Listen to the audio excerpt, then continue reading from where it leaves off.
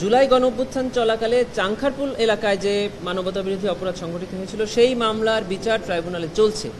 সেখানে বেশ কয়েকজন সাক্ষীর জবানবন্দি ট্রাইব্যুনাল গ্রহণ করেছেন। তার মধ্যে একজন সাক্ষী জবানবন্দি গ্রহণ করার পরে জানতে পেরেছেন যে তার কর্মস্থলে তার কিছু ব্যক্তিগত প্রতিপক্ষের দ্বারা তিনি লাঞ্ছিত হয়েছেন এবং তার বিরুদ্ধে কিছু অশোভন পোস্টার ব্যানার তার কর্মস্থলে ঝোলানো হয়েছে এবং তার বিরুদ্ধে কিছু মিথ্যা প্রোপাগান্ডা ছড়িয়ে তার কর্মস্থলে তাকে অপমান করার চেষ্টা করা হচ্ছে।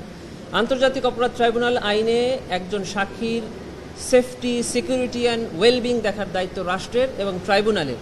সেই অনুযায়ী tribunal concern officer in charge of that particular police স্টেশনকে একটা অর্ডার করেছিলেন যে সেখানে তাকে অসম্মানজনক কোনো ব্যানার বা ফেস্টুন যদি থাকে সেটা ইমিডিয়েটলি রিমুভ করার জন্য এবং রিমুভ করে তার সেফটি সিকিউরিটি ইনশিওর করে ট্রাইব্যুনালকে আজকে অবগত করার জন্য ওই কনসার্ন থানার অফিসার ইনচার্জ সাহেব আজকে এসেছিলেন ট্রাইব্যুনালে এবং জানিয়েছেন যে তিনি এই সাক্ষীর সাথে কথা বলেছেন, তার সকল সেফটি সিকিউরিটির ব্যাপারে উনি যথাযথ ব্যবস্থা নিয়েছেন এবং কলেজ কর্তৃপক্ষকে ব্যবস্থা নিতে উনি চিঠি প্রেরণ করেছেন। আপনার প্রিয় কাপড়ের যত্নে এলো এনজাইম সমৃদ্ধ Arik silver wash detergent powder 500 গ্রাম মাত্র 70 টাকা। প্রিমার্ক।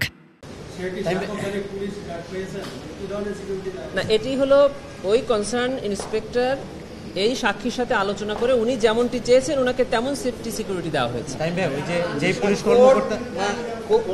এবং ওপেন কোর্টে বলেছেন যে এই মামলার যে কোনো সাক্ষীকে যে কোনো কর্তৃপক্ষ যদি কখনো কোনো হুমকি প্রদান করে, সেফটি সিকিউরিটি বা সম্মানহানি করার চেষ্টা করে, পুলিশ যেন তার আইনগত ব্যবস্থা যথাযথভাবে গ্রহণ করে তার জন্য ট্রাইব্যুনাল যে কোনো আদেশ যে কোনো সহায়তা করার জন্য প্রস্তুত আছে। এটি ট্রাইব্যুনাল ওপেন এজলাসে বলেছে। ইভেন এটা বলেছেন যদি তারা কোনো অফেন্স করে থাকে বা এই ধরনের কার্যক্রম করার অপচেষ্টা করে থাকে ইমিডিয়েটলি তাদেরকে গ্রেফতার করে আনার জন্য বলেছে।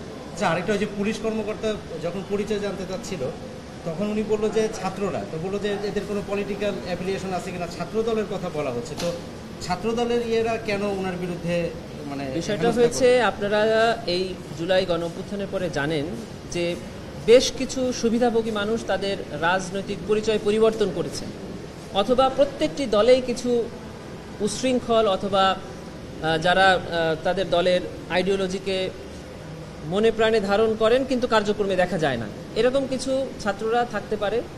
এখানে উনি এরকম কথা বলেছেন যে এখানে কিছু ছাত্র রাজনীতি করে এমন কিছু সম্পৃক্ততা আছে। কোর্ট বলেছেন সে যে দলেরই হোক যে পক্ষেরই হোক আইন তার গতিতে চলবে এবং ইন্সপেক্টর সাহেবকে বলেছেন যে উনি যেন ওনার প্রফেশনালিজম দেখানোর ক্ষেত্রে কোনো রকম কার্পণ্য না করে ট্রাইব্যুনাল সকল রকম সহায়তা ওনাকে দিবেন। এই